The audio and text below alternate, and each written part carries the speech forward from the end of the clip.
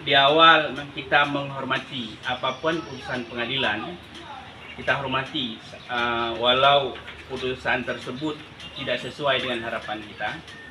Tetapi secara pribadi, tim kuasa hukum kami menyesali hasil putusan pra peradilan hari ini. Karena mengapa? Kami pemohon telah membuktikan dalil kami secara sahih atas tuduhan terhadap klien kami, di mana klien kami, saudara SF, dituduh melakukan perbuatan jarimah pelecehan seksual tanggal 28 Maret 2021. Kita bisa membuktikan lewat visual saksi yang kita hadirkan bahwa klien kita tanggal 28 Maret tersebut tidak berada di Dayah, melainkan beliau sedang mengikuti acara KPM, acara di kampus. Dan selama 1 bulan, tanggal 8 Maret sampai 8 April 2021, itu tersangka pemohon klien kami itu tidak berada Dayah, tidak mengajar, beliau mengikuti kuliah KPM di Aceh Tamiang. Kedua, kita sangat menyesalkan sikap dari Hakim Tunggal. Mengapa?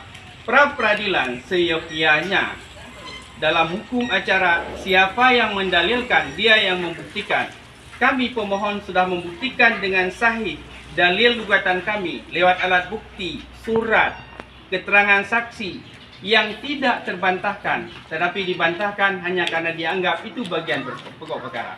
Sementara termohon tidak mendalilkan apapun, tidak menghadirkan saksi, pelapor, ahli dan sebagainya. Kemudian perkara ini diterima. Mereka hanya menghadirkan satu orang penyidik yang kami keberatan dan hakim juga sepakat dengan kami, tetapi dia dianggap bagian, dianggap diterima. Artinya apa?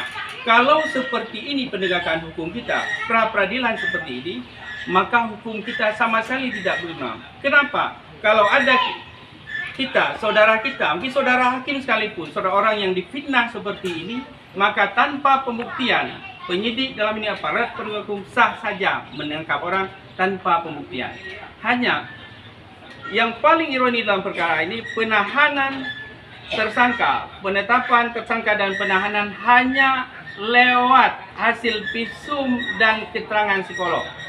Yang hasil visum dan keterangan psikolog itu tidak dilampirkan pengadilan, psikolog tidak dihadirkan, kemudian dokter yang visum tidak dihadirkan, pelapor tidak dihadirkan. Kemudian sangat banyak dalam kesimpulan kita proses laporan sampai penetapan tersangka dan penahanan sangat bertabrakan dengan hukum, dan itu diakui oleh hakim tadi, tapi itu dianggap bukan tidak membatalkan penetapan tersangka.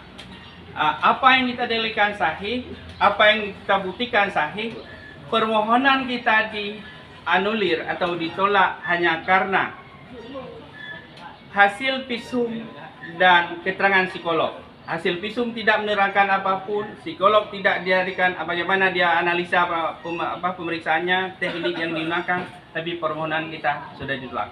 Atas hal tersebut ini, kami kuasa hukum pemohon akan mengajukan upaya hukum lain dalam ini. Tidak bisa dibenarkan proses penegakan hukum seperti ini. Kami akan mengadu perkara ini ke Komnas HAM, ke Presiden, mungkin ke DPR, dan juga termasuk Polri, Kejaksaan, dan juga di Aceh untuk DPRA dan ke Gubernur.